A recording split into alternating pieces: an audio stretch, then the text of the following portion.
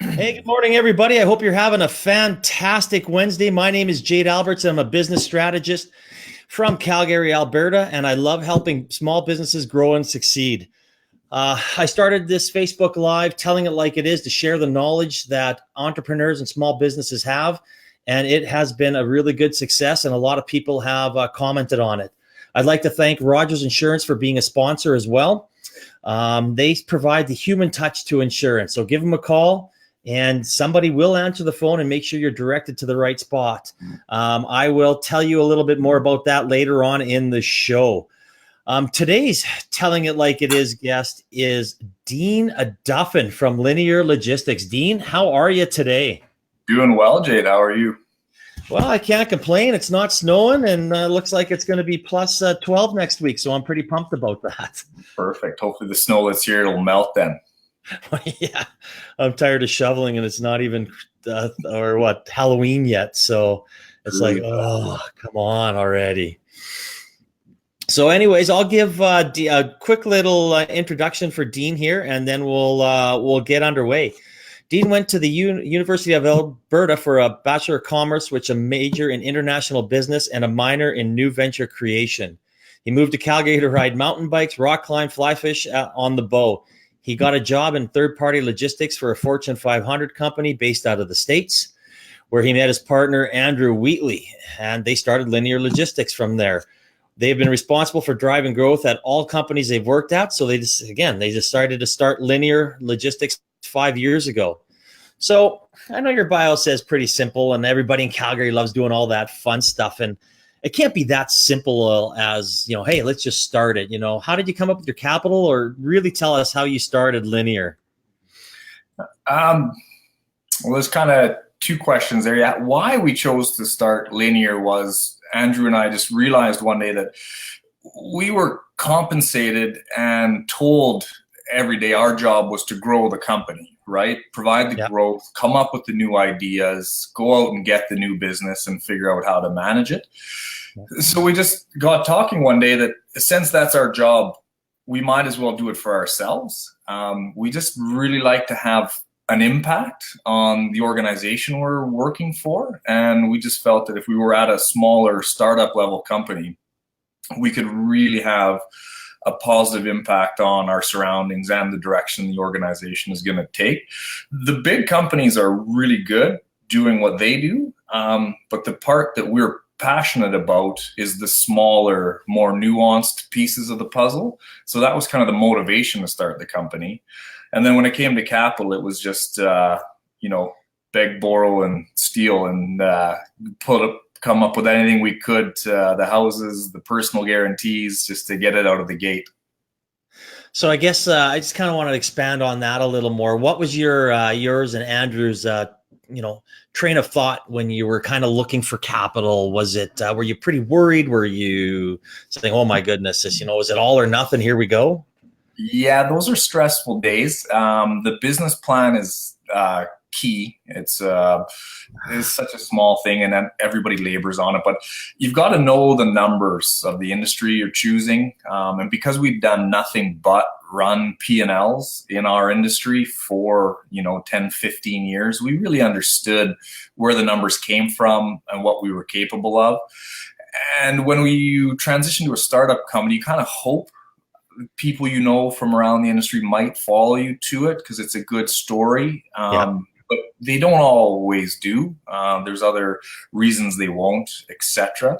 So you have to build in those fail safes, make sure you're covered for some down years, make sure your worst case scenario is looked at right in the face. You can't pretend it might not go poorly or as good as you would think. So you got to make sure you're downside protected on your monthly kind of numbers. And we did that fairly well. We ran projections for both really aggressive, what we thought we were capable of, but also start from scratch. It doesn't go out of the gate, or we have some problems out of the gate. We ran both scenarios, and we just felt that we could pull enough equity out of the houses and whatnot to get it out of the gate. And we had some good support from the BDC, actually, is a really important partner to mention. They're an amazing organization for startup level companies. Oh, they are. I know quite a few people have dealt with them, and And some of the things that you said there are so important: a business plan, knowing your numbers, making sure you have different scenarios in case you have to pivot. I mean, those are, the core of starting up a small business. I mean, that is just a fantastic answer. I guess, in the logistics side of things, I mean, let's not kid ourselves. I mean, there are a ton of big players in this field. So I guess what did you do to differentiate yourself from these guys? And I mean, if you had any struggles, what did you do to overcome them? How we differentiate ourselves is kind of twofold. We've got a lot of knowledge, and a lot of transportation is one part, just massive amounts of transactions, but it's one part to nuanced. If you know the industry, if you know the players, and if you know that Bill's trucking is better from Houston to Toronto than Fred's, and that Bill needs to get to Houston, you can reverse engineer the pricing, and it's all about the quote unquote backhaul, but it's not really backhauls anymore. It's just managing the information and the knowledge of each company's specialty. And just, there's this term I learned from a guy named Aki in town. He actually runs a couple restaurants. He runs Zen 8 at Cowboys Casino there. Yeah. I borrowed this term from him, and I hope he doesn't mind, but fanatical devotion to customer service. It's so simple. So many big trucking companies are not providing the little things, the daily updates. If there's going to be a problem, it's the real world. There's snowstorms, there's flat tires. Make sure the customer knows before it's late. It's going to be late, and their whole attitude to the fact that it's late is different, right? Being on top of things, managing the relationship and the customer service is really looking after those little pieces is what makes us stand out, I think.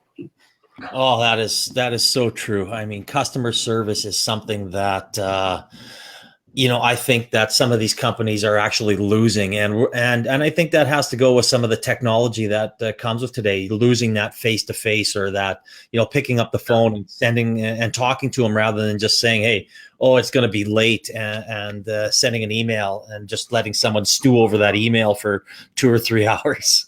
Oh, it's such a simple concept, but it's so important. So I guess you kind of touched on this, but maybe you can share a few more examples about things that can go wrong during shipping and other than customer service, which I believe is number one, and communication. Yeah. What else do you do to keep your customers happy and loyal, for that matter? There's lots of little tips that we teach our operations and our logistics coordinators. Being ahead of the process is really how you avoid the problems that you're talking about. You'll never avoid them all. There can be customs issues, so you need to take a look at the paperwork well in advance to make sure all the invoices and the NAFTA agreement certificates of origin, all that stuff is lined up. And we don't handle that, but we know enough to look at it in advance and to make sure the various customs brokers have looked at it in advance. And then just all the little intersections between our customers' freight getting to where it goes. We'll call in advance of the day before to make a pickup appointment. Yep. Some people forget to do that. And then when we're doing that, there's other little questions like what's the protocols and procedures, especially if it's around Alberta. There's lots of deliveries to site, right? Lots of oil field stuff that'll have their own safety policies, check-in procedures. You got to be careful of some sour gas out there, some H2S procedures, right? So knowing in advance and asking a bunch of questions, well, how do you like to see this process go? And that's not even our actual customer. That's the vendor or the receiver of our customer's goods. We just like to make sure that we're in advance, learning as much as we can. And that's kind of the best way to avoid the problems. When it comes to solving the actual problems, it depends on which one it is and which strategy is the best. But well, hey, knowledge is power, isn't it? Yeah. I get you brought up something there that I just kind of want to discuss because it's been in the news so much, and you mentioned NAFTA. So I guess a quick quote pro: will the USMCA affect your business in any way?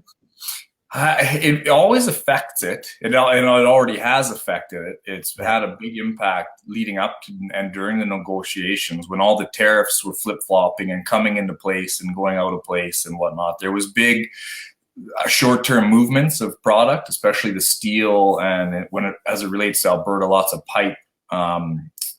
People needed to make decisions and decide where they wanted that, whether they wanted it back in Canada or in the States. So there was big pushes both directions for different reasons. I think that it'll normalize reasonably quickly at our level anyways, because business people will do what they do. They'll learn the rules and they'll adapt and they'll find the markets and develop the market. So I don't think it'll impact us right away, and we don't do much milk with it. So that seems to be the place where it's going to hurt people the most. So.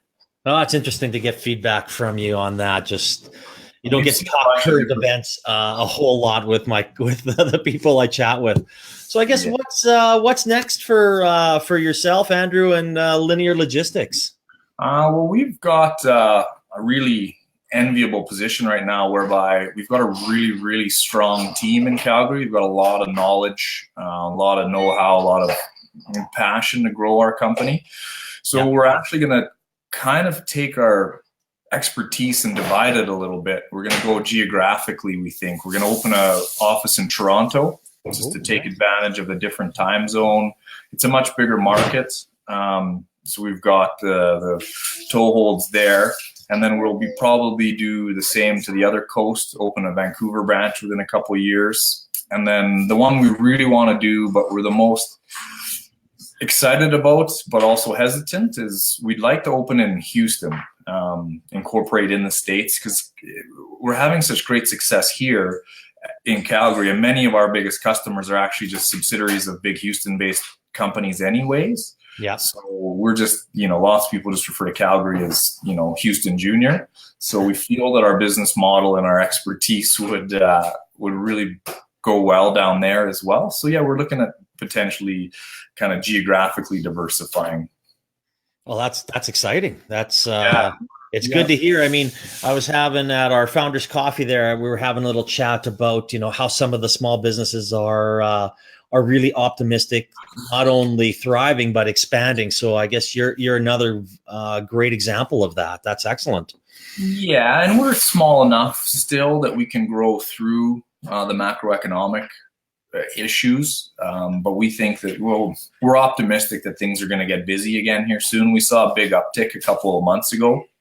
Nice. Got a bit quieter now again, but yeah, there seems to be some positive momentum developing. It's very anecdotal. That's not science-based, but it's just as far as it touches our business, we are very optimistic for sure. Good. And if you're willing to go out and find new customers and chase them and be a sales-oriented organization like we are, there's always something to do. That's the beauty of our industry as well, is that it's huge. And there's always someone shipping something. Oh, isn't that the truth? Yeah. I mean, being sales orientated and business development is so important. So I guess my last question that I ask everybody, if you had one piece of advice for any small businesses or entrepreneurs, what would it be? I think there's lots of good advice out there. Make good relationships with your bankers. Learn what's out there. The BDC, some of the other government organizations and the support levels and different programs like the National Research Council, employment grants, so that you can try to take some of the risk out of trying that next level by getting, some college students to come in and help you out to grow, but that you can get employment grants for them. That's a huge opportunity for smaller businesses. And then as you grow, if you get into the fortunate situation where you've got a steep growth curve, I can't stress enough the business plan, the projections, and the debt to equity ratio. It's such a simple thing, but once you get to a certain level, the bank is going to want to see that in there before they lend you enough money to support the growth that you're capable of. And so this is Yeah, I was just reading Phil Knight's book Shoe Dog yesterday, and I came across that patch where he talks about it, and we've dealt with it recently. It's an important piece to keep an eye on if you're in the good position of the steep growth curve. No, absolutely. And I know I mentioned this earlier on in our conversation, but knowing your numbers, money does not grow on trees, and having a good relationship with your bank and making sure that, you're viewed as a partnership rather than just coming in there and asking for money is such an important part of growth if that is part of your business plan. Yeah, for sure. And making sure that you know the answer before you need to ask the question. So when everything's going well, watching the financials, making sure it's tight, and going to talk with bankers or financing partners before you actually need the money is critical. Make it a schedule, a yearly thing, or biannually to do a review, have a sit down. It's a piece that I think has served us well in the past. Well, that's great advice. I mean, sometimes people fear banks, and I mean, honestly, banks can be your friend if if you can show them a very good, valid business plan, and obviously if you're having success. So that's excellent advice, Dean. Thank you very much. I appreciate you taking time out of your busy schedule and coming on and sharing your story, sharing your knowledge with us today. Yeah, no problem, Jade. Thanks for having me on. And yeah, it's a great thing you do, and all the extra networking and all the opportunities you provide entrepreneurs out there to meet one another and learn different resources and tricks of the trade. I think it's great. So thanks to you for all you're doing out there. Oh, I appreciate that. It's, small businesses sometimes have a hard time networking and meeting other people. So it's a good thing to sit down for a coffee with a group of people once in a while. So I appreciate that. Thank you for the kind words. All right. No worries. And again, thank you for Rogers Insurance for partnering and sponsoring this Telling It Like It Is chat. Visit rogersinsurance.ca/Jade to take advantage of discounts for my viewers. If you can do home insurance, your small business insurance, it doesn't matter what it is, just click on the link and they would be glad to help you. So once again, Dean Duffin of Linear Logistics, thank you again. And I hope everybody has a great Wednesday. Thanks, Jade. Take care.